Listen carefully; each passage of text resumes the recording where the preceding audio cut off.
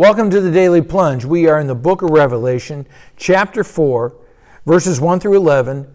John gets us a sneak peek behind the scenes, right? Jesus Christ has opened the door to the throne room. He is giving us behind the scenes access.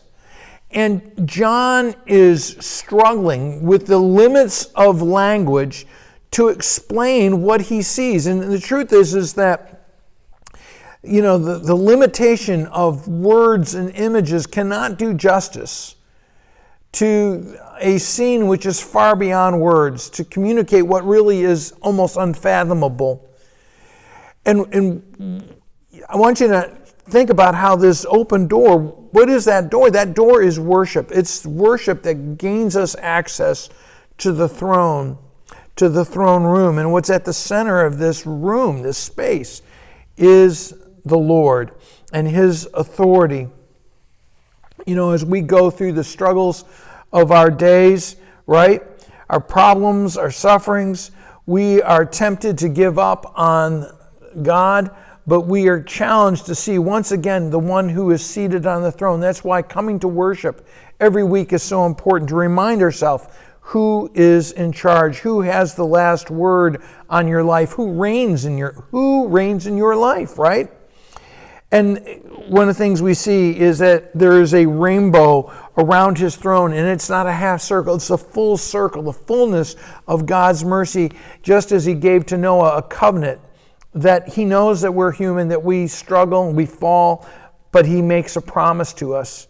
The jasper or carnelian, or the jasper and the ruby, these two red stones that reinforce one another, and it really represents the essential unity of God's holiness and His righteousness and His passion for His creation. And then there's the 24 thrones, the 12 tribes of Israel, the 12 apostles, representing how the Old and New Testament, the people, that they are the adherents, they are the faithful subjects of the one who is on the throne.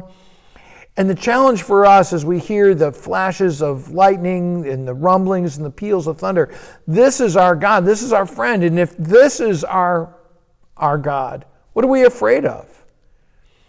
Do we make room in our heart to carry the Lord with us throughout the day? Whatever our worries, whatever our fears or impatience, whatever preoccupies us, do we place it before the throne like the 24 living elders, right?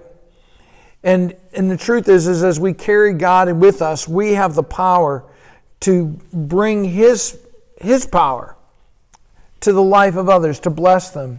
Now, the seven spirits that are before the throne, this is a sevenfold Spirit of God, the fullness, the utter completeness and sufficiency and the power of the Holy Spirit. And then we see in verse 6 the sea before the throne. It's out of this sea that we're going to see the monster, right? But God is going to conquer that, and we're going to come to that later. We have the four living creatures that are flying around, and it represents the lion is the noble one, the ox the strong, the human the wise, and eagle the swift, and so they all represent aspects of being a faithful Christian with the eyes of faith that see all. And then what's being said before the throne is worship. Hymns are sung, words are read, the preaching of the gospel is happening. And that's the thing, is that our worship brings us before this throne each and every week. Well, that's all I can cover, friends. Thanks. Have a blessed day.